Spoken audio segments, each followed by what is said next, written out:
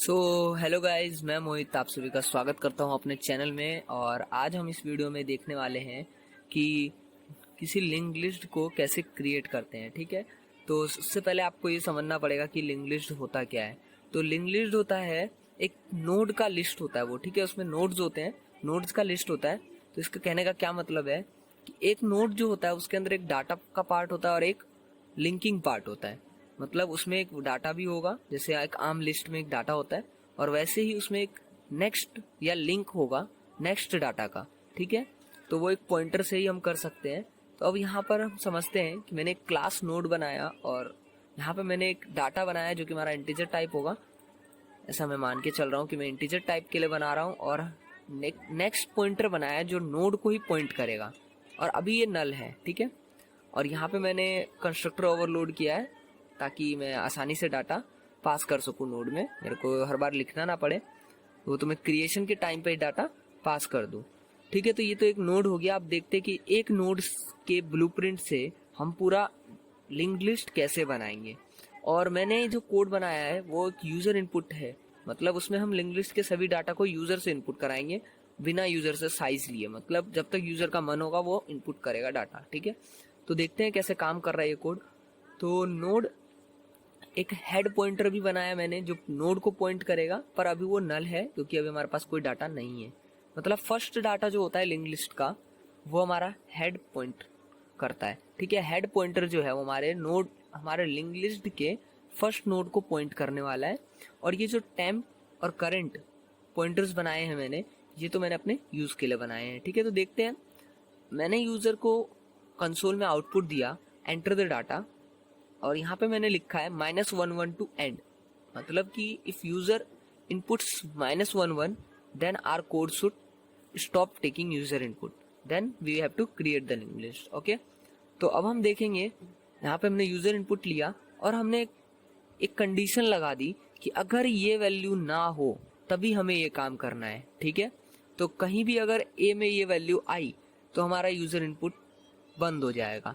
तो जैसे ही user input हो गया सक्सेसफुल, एक डाटा मिल गया हमें, तो हमने टेम्प पॉइंटर को पॉइंट कराया न्यू नोड जिसमें हम वैल्यू ए पास कर रहे हैं, पैरामीटर ए पास किया हमने आर्ग्यूमेंट। तो यहाँ पे कंस्ट्रक्टर ओवरलोड हुआ। ठीक है, और कंस्ट्रक्टर ओवरलोड होने के बाद ये क्रिएट करेगा एक नए नोड क्लास के ऑब्जेक्ट को, और वो जो ऑब्जेक्ट हमारा नोड होगा उसमें डाटा ए अपने आप ही वैल्यू में चला जाएगा। ठीक है, if head is equals to null, अगर हेड जो है वो नल को पॉइंट कर रहा है, मतलब कि अभी तक हमारे पास अगर कोई डाटा नहीं है, मतलब वो हमारा फर्स्ट डाटा है, ये जो टेम्प पॉइंट कर रहा है वो फर्स्ट डाटा है, तो उसको हमें हेड से पॉइंट करा देना है। ठीक है, अगर ऐसा नहीं है तो क्या करना है वो बाद में समझेंगे। इसके बाद हमें क्या करना है, करंट पॉइंटर जो है, करंट पॉइंटर वो पॉइंट करेगा हमारा टेम्प पॉइंटर के द्वारा पॉइंटेड ऑब्जेक्ट को। मतलब करंट में जो करंट पॉइंटर है वो पॉइंट करेगा अभी क्रिएटेड ऑब्जेक्ट को, जो अभी क्रिएट हुआ नोड। ठीक है, अब उसके बाद क्या होगा, फिर यूजर से इनपुट लेंगे हम। ठीक है, यूजर इनपुट देगा, यूजर इनपुट देगा। ठीक है, इसके बाद क्या होगा कि हमें कंपेयर करेंगे कि वो इनपुट अगर -11 नहीं है, ठीक है, तो हम एक और नोड क्रिएट करेंगे जो टेम्प पॉइंटर पॉइंट करेगा। हमें ध्यान रखना है कि करंट पॉइंटर अभी वही पॉइंट कर रहा है जो अभी पहले बना था, अब एक नया नोड भी बन चुका है। ठीक है, और वो हेड नहीं पॉइंट करेगा उसको क्योंकि वो नल नहीं है, अब हेड हमारा पॉइंट करने लगा था। तो अब हम क्या करेंगे, करंट के नेक्स्ट को, मतलब जो पिछला बना हुआ नोड था उसके नेक्स्ट को, उसका जो लिंकिंग पार्ट है उसको अभी बने हुए नोड से लिंक कर देंगे। ठीक है, तो इसीलिए हमने दो पॉइंटर्स बनाए थे, और ये होता रहेगा जब तक कि यूजर -11 ना दे। ठीक है, और हम ऐसा कोई लिंक लिस्ट अभी हम इनपुट में आपको बनाकर दिखाएंगे। उसके बाद हमें क्या करना है, हमें लिंक लिस्ट को शो करना है, मतलब ट्रैवर्स करना है कि हमें पूरे लिंक लिस्ट को प्रिंट करना है। तो वो कैसे होगा, हम हेड से शुरू करेंगे, टेम्परेरी पॉइंटर यूज कर रहा हूँ एक्सेस के लिए कि हर एक नोड को हम टेम्प पॉइंटर से एक्सेस करने वाले। तो हेड से स्टार्ट किया हमने, और हम ये तब तक करेंगे, जैसे ये हमारा हेड है, हमें कब तक प्रिंट करना है, जब हम नल तक ना पहुंच जाए। ठीक है, तो हम क्या करेंगे, टेम्प के डाटा को प्रिंट करेंगे, मतलब हम जहां भी हैं उस वाले डाटा को प्रिंट कर देंगे और इसके अगले को एक्सेस कर लेंगे। ठीक है, तो इसके अगले को हमने एक्सेस कर लिया। टेम्प जो है अब हो जाएगा अपने वाले के अगले का, मतलब इसका नेक्स्ट इसको पॉइंट कर रहा है तो अब टेम्प इसको पॉइंट करेगा। फिर इसका डाटा ये लाइन प्रिंट कर देगी। फिर इससे क्या होगा कि हम इससे इस पे आ जाएंगे, फिर ऐसे ही प्रिंट होगा, फिर इससे इस पे आएंगे, फिर ये प्रिंट होगा और हमारा टेम्प नल वैल्यू स्टोर कर लेगा एट लास्ट। ठीक है, इसके बाद क्या होगा कि ये कंडीशन फॉल्स हो जाएगी और हम लूप से बाहर आ जाएंगे और ये नल प्रिंट हो जाएगा। तो देखते हैं कोड कैसे वर्क करता है। बिल्ड किया हमने, कोई एरर नहीं है।